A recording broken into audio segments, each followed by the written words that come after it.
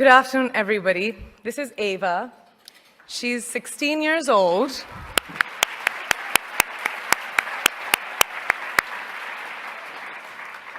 An age where girls should be enjoying their innocence and joys of their youth.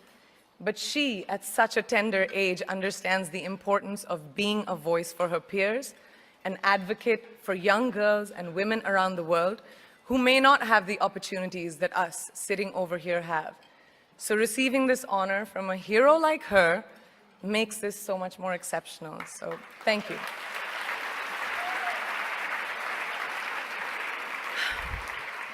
Good afternoon, and thank you, and wow, I am so privileged and so honored to be sharing this afternoon with all of you and these incredibly amazing women that are being honored today. I'd like to extend my congratulations to each one of you, Octavia, Michelle, Kelly, Patty, and all 50 women that have been included in the Impact Report. Your achievements not just inspire me, but also so many others to work harder, to be better, and to make a dent wherever we can. So I'm very, very proud to be standing alongside of you. So in life, you know, there are moments when you stop and ask yourself, how did I get here? Like, why am I standing here? Well, this is definitely one of those moments for me. And I find myself going back to the beginning, back to my roots. I was born to incredible parents, amazing parents who served as doctors in the Indian Army. I was the firstborn, and as far back as I can remember, I made my parents very proud and happy 99% of the time. Okay, slight exaggerations of personal achievements are allowed from time to time, don't you think? My brother was born a few years later, and even then, nothing changed for me.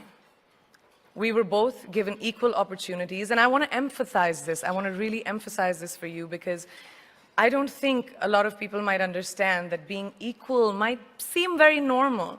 But where I come from, India, and a lot of developing countries around the world, more often than not, this is an exception. It's actually a privilege. My first experience of the glaring disparity between boys and girls came at a very, very young age. I grew up in a middle-class family with extremely philanthropic parents who constantly reminded me and my brother how lucky we were and how giving back to those who were less fortunate was not a choice, it was a way of life. Simple. I was 7 or 8 years old when my parents started taking me on these visits in a traveling clinic to developing communities around and villages around the city that we lived in called Bareilly. We were packed into this ambulance, and my parents would provide free medical care to people who couldn't afford it. My job at the age of 8 was assistant pharmacist. So I would count all the medicines, put them in an envelope, and give it out to patients, and I really took my job very seriously. Very seriously. But the more I went on these expeditions, the more I began to notice the simplest things that distinguished a boy from a girl or a man from a woman. For example, girls were pulled out of school when they hit puberty because they were considered ready for marriage and babies.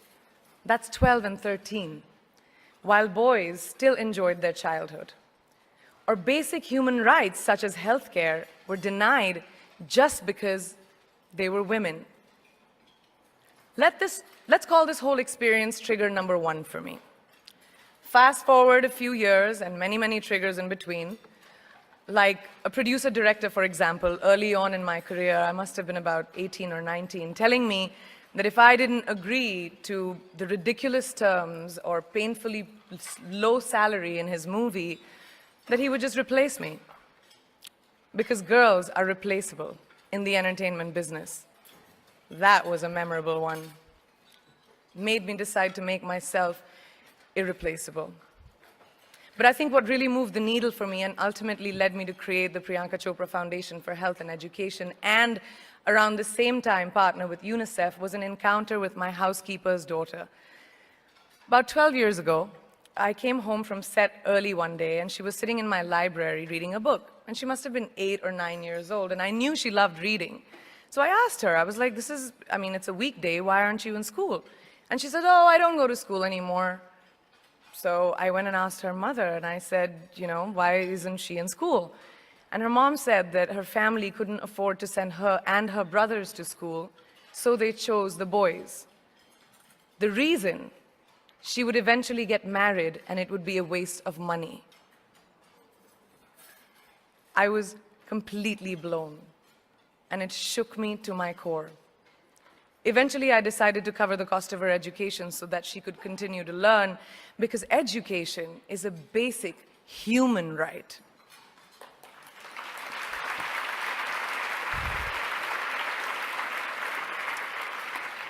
And a huge necessity, especially today. From that point on, I was determined to make a difference in as many children's lives as I could, in whatever big or small way that I could contribute. There's a really, really beautiful quote that I read recently, and I think it's absolutely appropriate to explain what I'm trying to say today. The hand that rocks the cradle, the procreator, the mother of tomorrow, a woman shapes the destiny of civilization.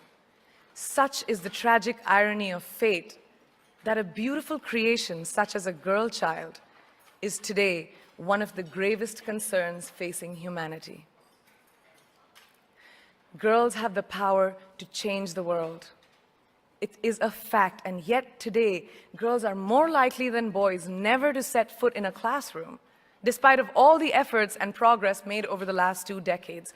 I'm just going to give you a stat, more than 15 million girls of primary school age will never learn how to read or write, compared to 10 million boys.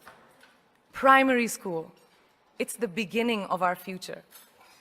Over the last 11 years, I have witnessed firsthand the incredible work that UNICEF does for children around the world, especially victims and survivors of child marriage, displacement, war, sexual violence.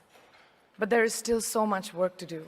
And for me, that is the fuel to my fire. The reason I'm so committed to this cause, and that is where my passion stems from, because I know that a girl's education not just empowers families, but communities and economies. A result of her education, we all do better. It's just as simple as that. As entertainers and influencers sitting in this room, I feel that it's our social responsibility to be a voice for the voiceless, which is why I applaud each and every woman in this room for being such a badass.